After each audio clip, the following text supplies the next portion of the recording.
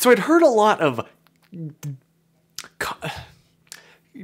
controversy about The Greatest Showman. You either love it with all of your heart or you despise it with every ounce of your being. And not gonna lie, when I first went in, I was my expectations were low, right? My heart had already been taken by La La Land, and before that, frickin' Hamilton. And to be fair, I still hold a soft spot in my heart for Hamilton. What? Soft spot in my heart. English. Literally, I went in with the assumption that I would hate it. And within the first 30 seconds, I realized how wrong I was. And that's about as much as I can say without throwing out a spoiler alert. So if you haven't seen the movie, just know this review is very positive and you should definitely go see it. Okay. Here we go. Literally the first shot, right, of the silhouette of Hugh Jackman, and he's just there, and it's like all the cool choreography of him looking to the side, and then the first lines that he uttered, him with the freaking top hat. I felt like I was watching I felt like I was watching Brendan Urie. And I was like, okay, I am so freaking sold. The way the music the way the whole movie started out, right? I was expecting like, oh, it's a musical. It's gonna have lush, orchestra, be very Broadway-y sounding is what I expected. And no, it literally, obviously, yes, it sounds like something out of a pop album. And you know what? I freaking love pop. It was so well, I don't know which was better in the movie. The choreography, right? The dancing or the music. Oh my gosh, the first song was like, you know what? I don't care that this is obviously historically inaccurate. I mean, freaking Hamilton, surprise, in, the 1700s, they weren't rapping. And yes, I know that, like, the real P.T. Barnum was not a great guy, but just enjoy this fictionalized, the telling. Everyone knows that he wasn't a great guy, but this is in a better universe, right? Sorry, getting back to the music. Like, it has that, I don't even know how to describe it. When, like, all of the instruments, you stop paying attention to them individually as instruments, and they just become this massive, throbbing, pushing beat, I want to say. It just captures this raw energy that I love. I thrive on it. And I was jamming the entire first song. I was like, whoa, the music is amazing. The dancing, the visuals. I am so into this. Yes. And I was like, okay, that obviously, once that was over, I was like, oh my gosh. Okay, so obviously that was like the big song, right? They started with a bang, and that's the song I'm gonna love. And then the next song came on, and I was like, wow, I really like this. 'Cause every night I lie in bed. Oh, it's so good. And the way they transitioned from the kids singing to Hugh Jackman, I was just like, ah, yes. Just that freaking line, right? There's a house we can build. Every room inside is filled with things from far away. Special things I compile, each one there to make you smile. I was like, oh, that's so precious. I love it. This movie was freaking made for me, I swear. Don't get me started on Come Alive. Oh, obviously, at this point, you've kind of figured out that slow motion shot melted my mind. I was like in a puddle on the theater floor. I was like literally slack-jawed, like, this is the greatest movie ever. And it kept going. Every song was a freaking jam. I was like, how is this possible? I've never had this. Even in, like, Hamilton, there are some songs that I kind of skip, honestly. Okay, yes, you actually heard that from me. And I'm that way with, like, Dear Evan Hansen or freaking La La Land. Like, there are some songs I'm like, okay, this is kind of boring. I'm gonna skip this one. But that... Did I just break my chair? That didn't happen with this movie. Freaking The Other Side. The bar song with Zac Efron and Hugh Jackman. Can we get some recognition to the freaking bartender? Cause man, that was amazing. Wait, at the end when Hugh Jackman's like, but I guess I'll leave that up to you.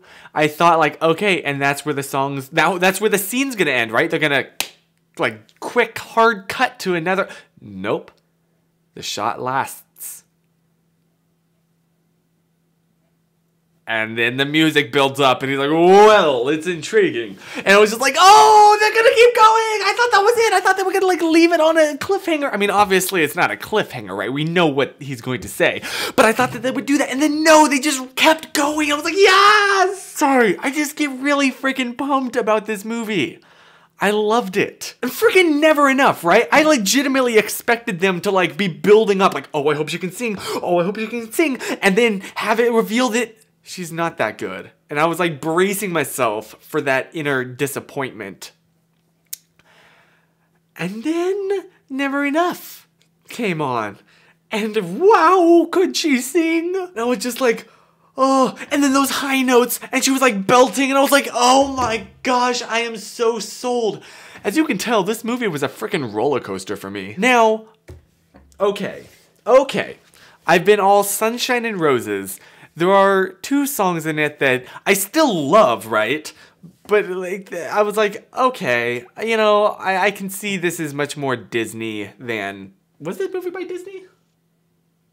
No. 20th Century Fox. Oh, I just kind of, it had that like Disney kind of film look. I don't know, like Rewrite the Stars. I totally get why it was in the movie. It was definitely very important and it was a freaking jam.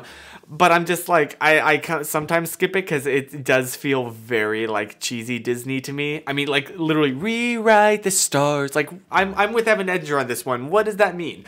But on the other hand, like I get what it means, right? Like they, you know, she's not white, and in that like society that was like an issue, and they were trying to play off that. And I was like, oh, that's kind of cool that they're bringing that up, and like I get why they did that. I'm just saying like it wasn't as much of a blood pumping jam as like the rest of the songs were. I mean, it was nice to, you know, hear Zendaya sing.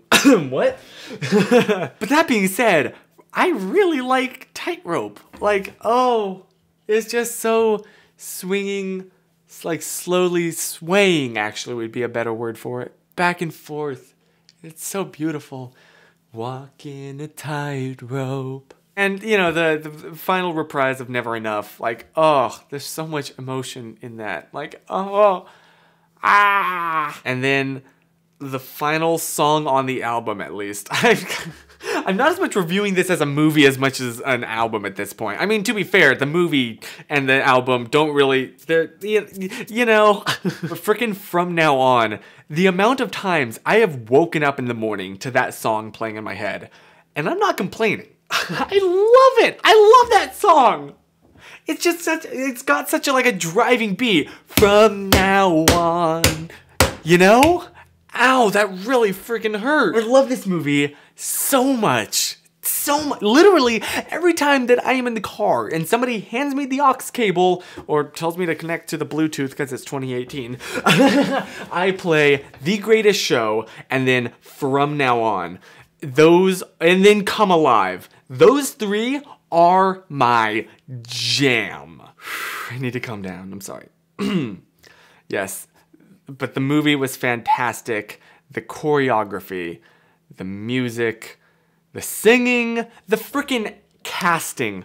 Phenomenal. Hugh Jackman, Zac Efron, Zendaya. As you know, I'm kind of a sucker. I love Zendaya. New celebrity crush.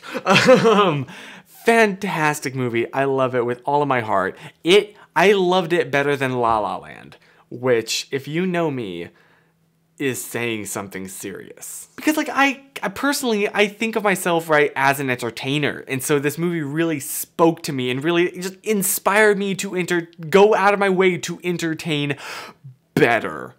So absolutely 15 out of 10. Would recommend this movie. Go see it if you haven't. Although if you haven't seen it, you haven't gotten this far in the video because I threw up that spoiler warning. Now, if you will excuse me, well. And we will come back home, and we will come back home. I wish my voice went higher. Oh shoot, my windows are open.